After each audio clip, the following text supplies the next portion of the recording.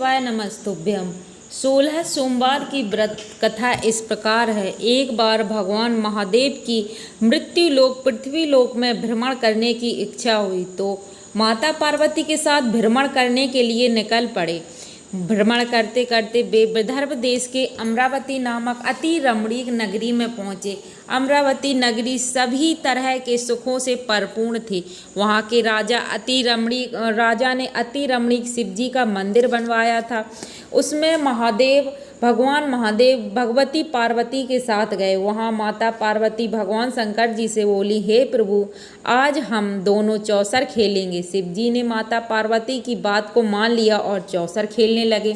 माता पार्वती ने मंदिर के पुजारी से पूछा, पुजारी जी बताओ, इस खेल में दोनों में से किसकी जीत होगी? पुजारी ने बिना विचारे ही कह दिया, भगवान महादेव की जीत होगी। थोड़ी देर में खेल समाप्त हो गया। पार्वती जी की जीत हुई।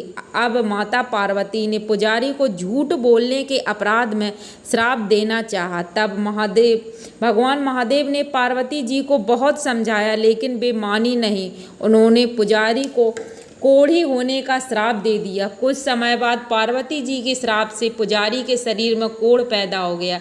इस कारण पुजारी बहुत दुखी रहने लगा। इस प्रकार कष्ट भोगते हुए कई दिन बीत गए। एक दिन स्वर्ग लोक की अप्सराएं शिव जी का पूजन करने के लिए उसी मंदिर में आईं और उन्होंने पुजारी के कोढ़ के कष्ट को देखकर बड़े दया भाव से उससे यह रोग होने का कारण पूछा। पुजारी ने निसंकोच सारी बात उन्हें बता दी। तब वे अप्सराएं बोली, हे पुजारी जी, तुम अधिक दुखी मत हो। भगवान शिव जी तुम्हारे कष्टों को दूर कर देंगे। तुम भक्ति भाव से 16 सोमवार का व्रत करो। पुजारी ने अप्सराओं से 16 सोमवार के व्रत की विधि पूछी। अप्सराओं ने बताया कि जिस दिन सोमवार हो उस दिन भक्ति के साथ व्रत करो। स्वच्छ वस्त्र पहनकर आधा सेर गेहूं का आटा लो, उसकी बाटी बनाकर गुड़ व घी मिलाकर चूरमा बनाओ।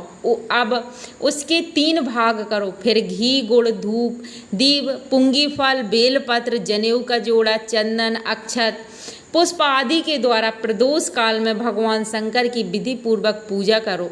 पूजा करने के पश्चात 3 भागों में से 1 भाग शिव जी को अर्पण करो। बाकी 2 भाग को शिव जी के प्रसाद के रूप में उपस्थित जनों में बांट दो और फिर स्वयं भी प्रसाद ग्रहण करो। इस विधि से 16 सोमवार का व्रत करो।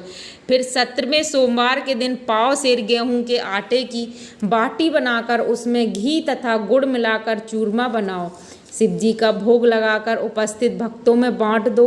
बाद में स्वयं सपरिवार प्रसाद ग्रहण करो तो भगवान शिव जी की कृपा से तुम्हारे मनोरथ पूर्ण हो जाएंगे। ऐसा कहकर अप्सराएं स्वर्ग को चली गईं। ब्राह्मण ने यथाशक्ति 16 सोमवार का व्रत किया तथा शिव जी की कृपा से कोढ़ से मुक्त होकर आनंद पूर्वक रहने लगा। कुछ दिन बाद जब पुनः भगवान शिव माता पार्वती उसी मंदिर में आए, तब ब्राह्मण को निरोगी देखकर पार्वती जी ने ब्राह्मण से रोग मुक्त होने का उपाय पूछा तो ब्राह्मण ने 16 सोमवार व्रत के विषय में बता दिया।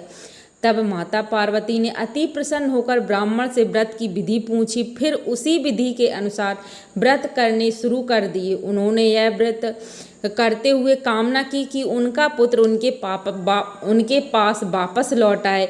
व्रत करने के बाद उनकी मनोकामना पूर्ण हुई और उनके रूठे हुए पुत्र स्वामी कार्तिकेय स्वयं माता के आज्ञाकारी हुए। कार्तिकेय जी ने अपने इस विचार परिवर्तन का रहस्य जानना चाहा और वे माता पार्वती से बोले, हे माते, आपने ऐसा कौन सा उपाय किया है जिससे मेरा मन आपका आज्ञाकारी हुआ है?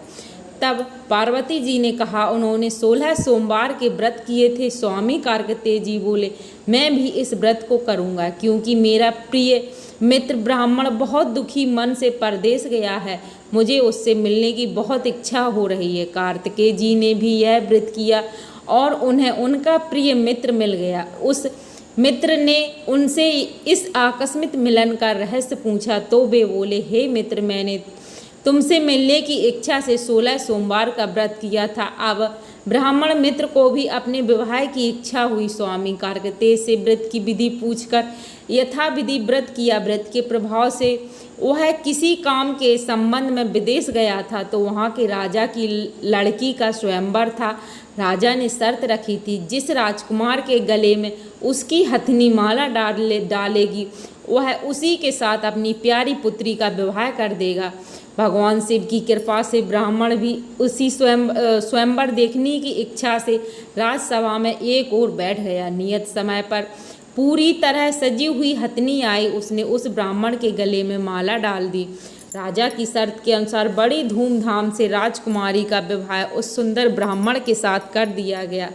राजा ने ब्राह्मण को बहुत सा धन सम्मान देकर संतुष्ट किया। ब्राह्मण सुंदर राजकुमारी के साथ सुख से जीवन व्यतीत करने लगा। एक दिन राजकुमारी ने अपने पति से पूछा, हे प्राणनाथ, कौन सा पुण्य किया था जिसके प्रभाव से उस हथनी ने सारे राजकुमारों को छोड़कर आपके गले में माला डाली थी? ब्राह्मण ने कहा, हे प्रिय, मैंने अपने मित्र कार्तिकेय जी के कथनानुसार 16 सोमवार का व्रत किया था, जिसके प्रभाव से मुझे तुम जैसी रूपवती पत्नी मिली है। व्रत की महिमा को सुनकर राजकुमारी ने भी पुत्र की कामना से व्रत किया। शिवजी की कृपा से उसे एक अति सुंदर, सुशील, धर्मात्मा और विद्वान पुत्र को जन्म दिया। माता पिता दोनों उस देव पुत्र को पाकर अति प्रसन्न हुए, उसका पोषण करने लगे। जब पुत्र 16 वर्ष का हुआ तो एक दिन उसने अपनी माता से पूछा, हे माता, तुमने ऐसा कौन सा व्रत और तप किया है जिसके करने से तुम्हें मेरे जैसे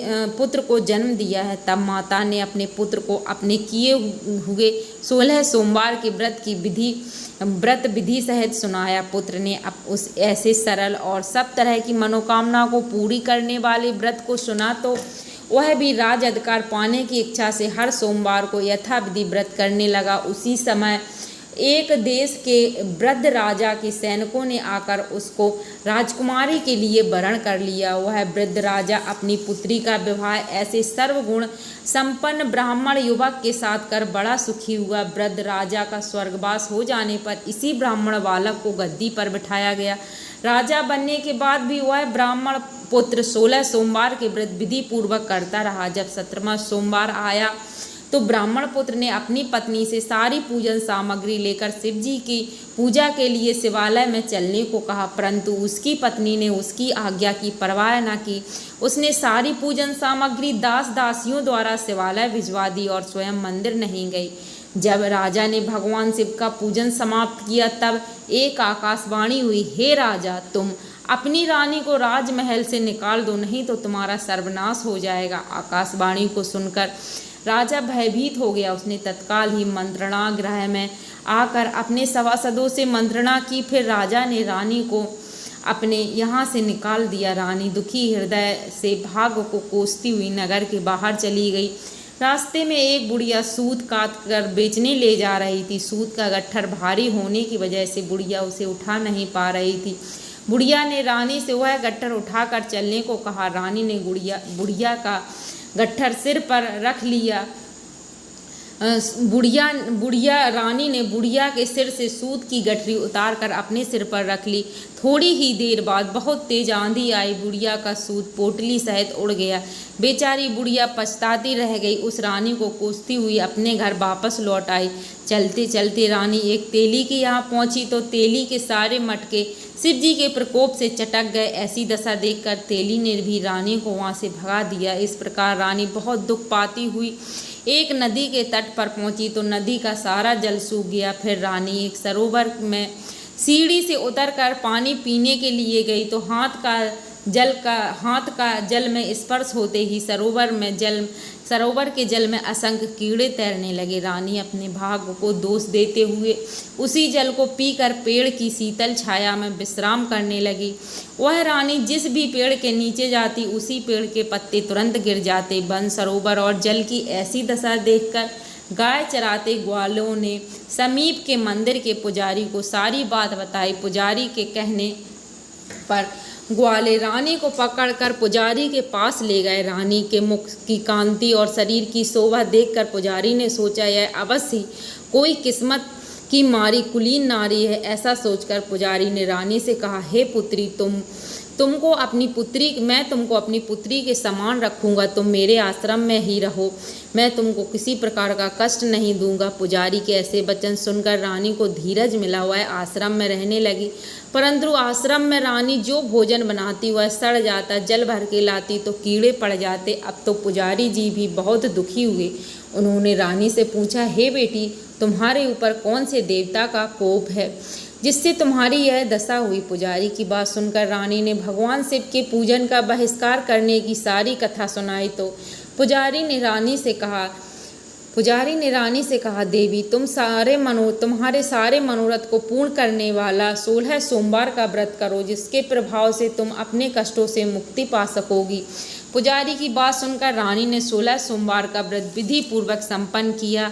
17वें सोमवार को व्रत का उद्यापन किया। व्रत के प्रभाव से राजा के हृदय में विचार आया कि रानी को गए हुए बहुत समय हो गया है, अब ना जाने वह कहाँ कहाँ भटक रही होगी, उसे ढूंढ कर वापस लाना चाहिए। ऐसा सोचकर राजा ने रानी की तलाश में चारों दिशाओं में दूत भेजे। वे दूत रानी को ढूंढते हुए पुजारी के आश्रम में पहुँचे। वहाँ रानी को पाकर उन्होंने पुजारी से रानी को भेजने को कहा, परंतु पुजारी ने उनसे मना कर दिया। तब दूत चुपचाप लौट गए और आकर राजा के सम्मुख रानी का पता बतलाया। रानी का पता पाकर राजा स्वयं पुजारी के आश्रम में गए और पुजारी से आदर पूर्वक बोले, हे महाराज, जो देवी आपके आश्रम में रहती है वह मेरी पत्नी है। शिवजी के कोप के कारण मैंने इसे त्याग दिया था। अब इस पर से शिवजी का प्रकोप शांत हो गया, इसलिए मैं इसे लेने आया हूँ। आप इसको मेरे साथ जाने की आज्ञा दीजिए।